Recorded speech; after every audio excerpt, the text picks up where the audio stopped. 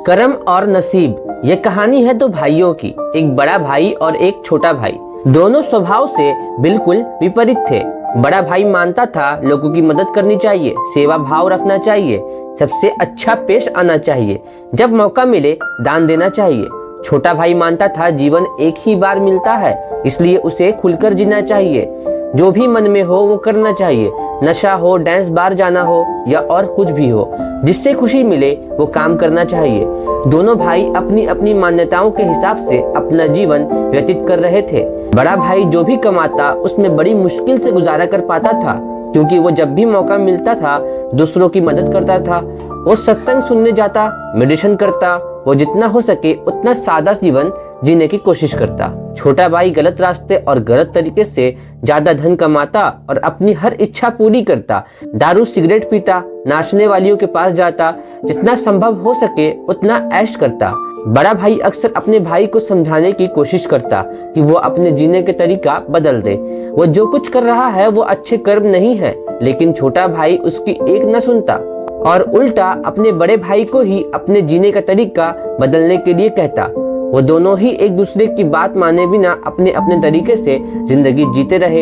एक दिन बड़े भाई को घर लौटते वक्त रास्ते में चप्पल में कील घुस गई, जो चप्पल को चीरते हुए उसके पैर में घुस गई।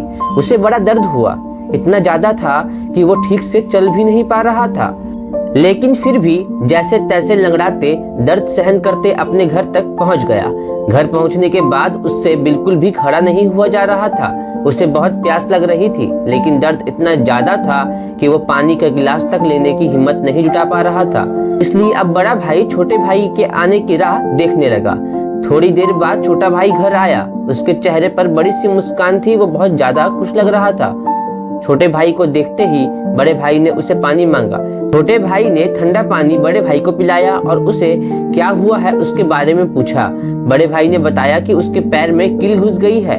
छोटा भाई बड़े भाई से बोला, देखिए आप इतना सादा और सच्चाई भरा जीवन जीते हैं, बदले में आपको क्या मिला? और ये देखिए मैं कितना खुलकर जीवन जीता हूँ, इसलिए मुझे आज रास्ते में ये हीरे का हार मिला है। हमारे दोनों की परिस्थितियाँ ये साबित करती हैं कि मेरा तरीका सही है और आपका तरीका गलत है। बड़ा भाई परेशान था, फिर भी वो छोटे भाई को समझाने लगा कि नहीं, उसी का तरीका सही है।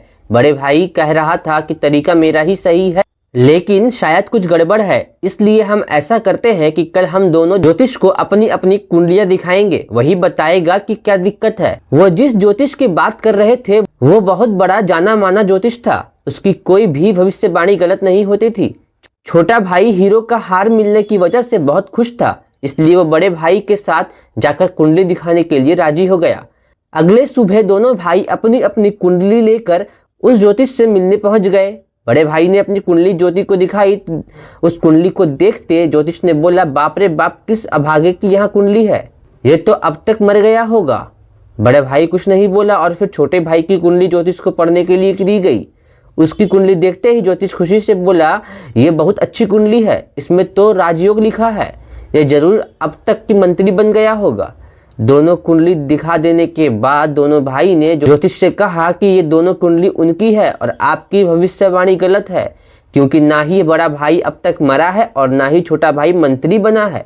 ज्योतिष ने दोनों से कहा कि मैं कुंडली पढ़ने में गलत हो ही नहीं सकता, अगर तुम्हारे कर्म कुछ ऐसे हैं तो तुम्हारी कुंडली में लिखा चल जरूर सकता है। ज्योतिष ने पहले बड़े भाई से कहा और बाद में छोटे भाई से उनके जीवन जीने का तरीका और वो कैसे कर्म करते हैं उसके बारे में विगत से जाना। ज्योतिष ने दोनों को समझाते हुए कहा कि मेरी पढ़ी हुई कुंडली गलत नहीं है। बड़े भाई को अच्छे कर्म है जिसने उसके कुंडली में लिखा मौत की जगह सिर्फ एक कील का दर्द दिया, और दूसरी तरफ छोटे भाई के बुरे कर्म के है जिसके वजह से उसका राजयोग चला गया और उसे सिर्फ एक छोटा सा हीरे का हार मिला, जिसे जल्द ही बेचकर खत्म कर देगा। दोस्तों, छोटी सी एक प्रेरक कहानी हमें ये सदियों पुरानी बात याद दिलाती है, जैसे कर्म होंगे वैसे फल होंगे। अगर हमारा वर्तमान अच्छा या बुरा है तो हमारे पहले या पुराने कर्मों की वजह से, और हमारे भविष्य अच्छा या बुरा होगा यह हमारे वर्तमान के कर्मों के हिसाब से होगा। इसलिए हमेशा ध्यान रखें कि अच्छे कर्म करना ना छोड़ें। अगर आपको ये कहानी सुन के अच्छी लगी हो तो वीडियो को लाइक करें और चैनल को सब्सक्राइब करें।